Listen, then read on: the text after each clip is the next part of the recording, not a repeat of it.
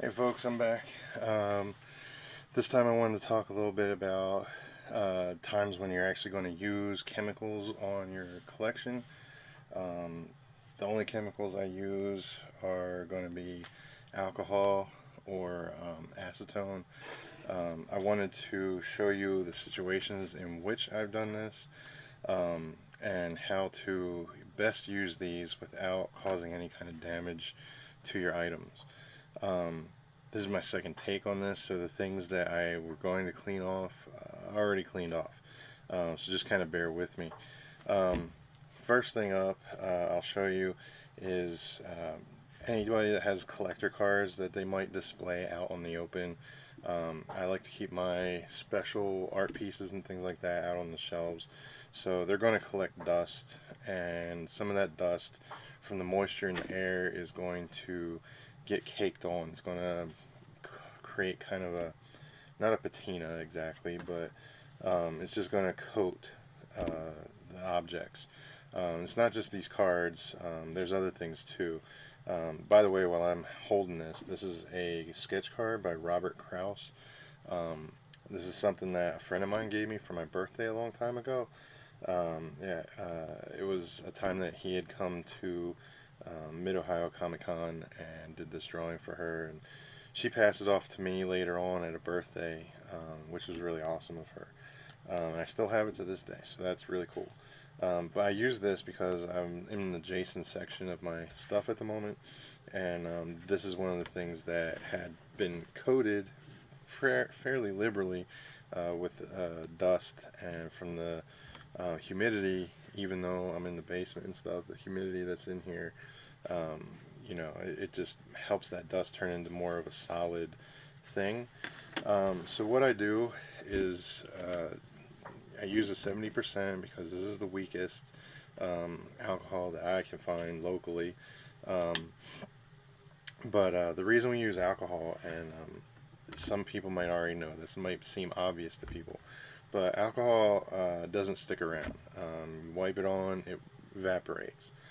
For the most part, it doesn't leave behind any kind of residue or anything, so it's pretty clean. Um, Way back when I was like 18 years old, I worked for a factory that made modems and circuit boards. We had like a desk, what looked like a school desk, that had like a metal lid that you opened up, and inside the desk was like this big vat of alcohol. And anytime that the parts inserters or some of the operators needed to clean something on the board, whether it had parts in it already or not, they would use this alcohol bath to clean everything. There was like a toothbrush in there, but the alcohol doesn't really do anything bad to the electronics. It's not like water where it'll short out anything. So alcohol is generally the preferred method of doing some kind of cleaning. That way you're not using like a cleaning product like 409 or bleach or something else. You don't want to use any harsh, hard chemicals on any of your stuff. Um, and I'll get into a little bit more if you need something a little bit stronger than this. But you can't do a whole lot. You're kind of like, your best bet is always warm water, maybe a little bit of warm soapy water, and I would suggest using something, if you need to add soap, like Dawn or a Dove type situation. The most clean, or not Dove, Ivory, sorry, the most clean possible soap that you can get that's not going to leave anything behind. The most gentle soap you can get. Anyway, what we're going to do is I have a little um, square paper towel here. It's just one piece of paper towel. I fold it up twice. And what I'm going to do is I'm going to dump a bit of the alcohol in here. You want to get a decent amount, but not too much. You don't want it like soaking wet. And you're going to let it dry through itself a little bit so you have alcohol on either side. And then what you want to do is you'll take the item that you're cleaning and look how best to go about this. Um, for this, you don't want to get alcohol down into the opening of the card. That would be really bad because then the alcohol doesn't have a way to evaporate and it'll get in there and soak into the item. You want to avoid that. Um, so what you'll do is you'll take this and you'll kind of wipe upwards, and you'll keep doing the wiping until you can feel that the surface has become smooth, because you'll be able to tell a pretty good difference from what the feeling of it is when it's coated in the dust versus the feeling that when it's actually a clean card. So going like this, it keeps the alcohol from like being able to suck down into that opening right there. And then if you need to do the back, you can do the back as well. And then if you want to go across the top just a little bit, you want to stay on the top and the bottom. You don't want to go across like that.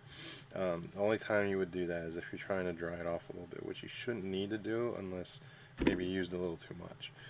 But anyway, leaves the card nice and shiny, and there's no dust on there anymore.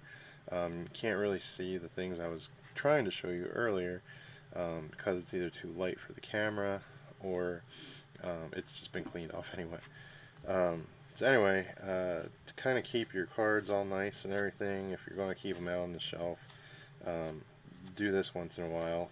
This goes along with the other things that I'm cleaning, because this is my Jason segment of my collection. So the other thing I was going to show you, go along with that, is these types of things that have like the plastic and the clamshell.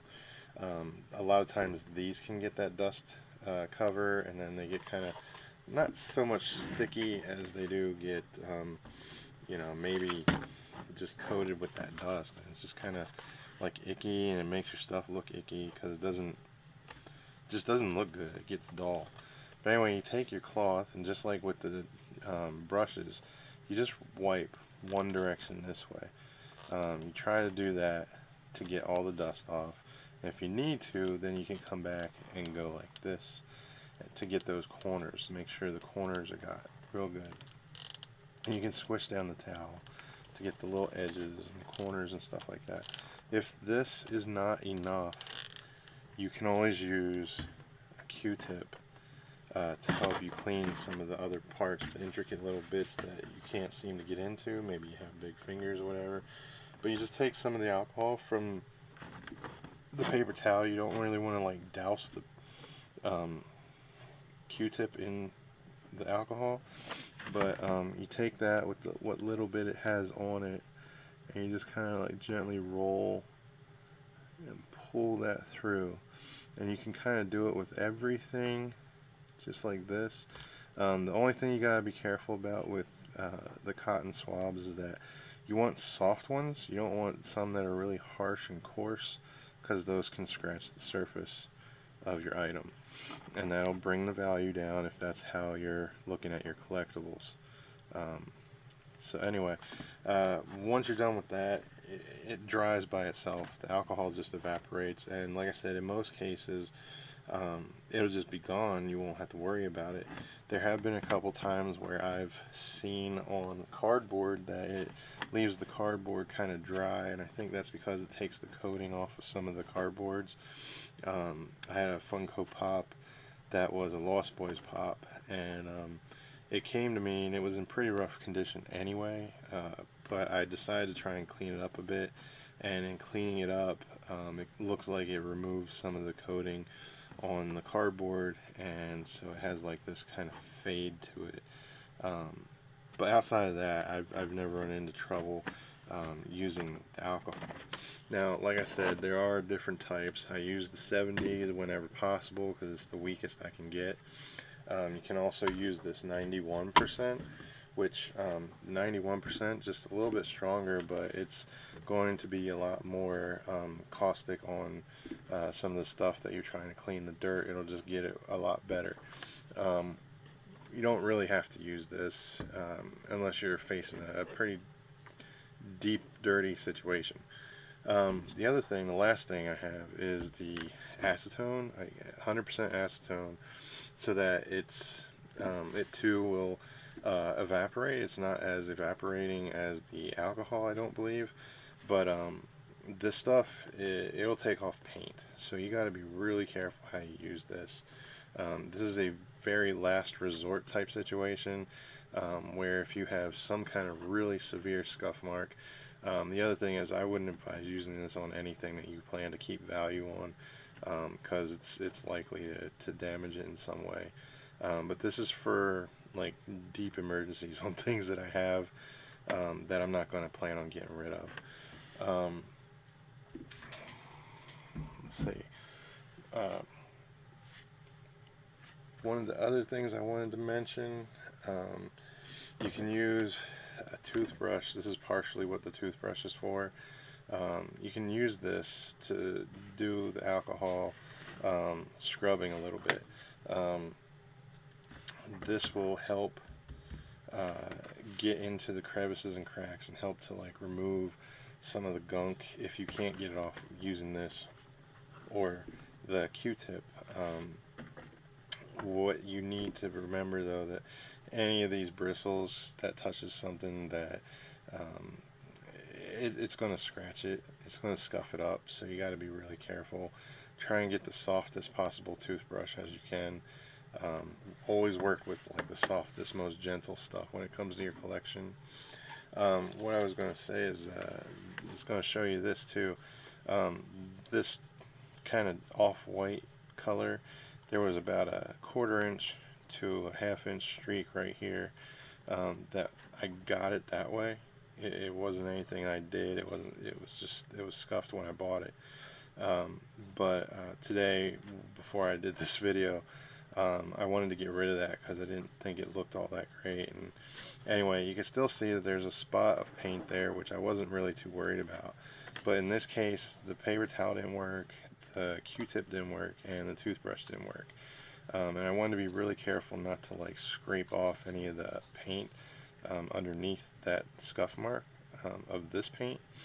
So what I did is I just kind of rubbed alcohol on there with my hand, just gently, and then I used my nail to kind of scrape away at it to get rid of that. And like I said, it's right there. I know you guys aren't seeing through my hand. My bad. Anyway, so that's one of the reasons I use the alcohol and how to use the alcohol. And if you have questions, I'm happy to try and answer them.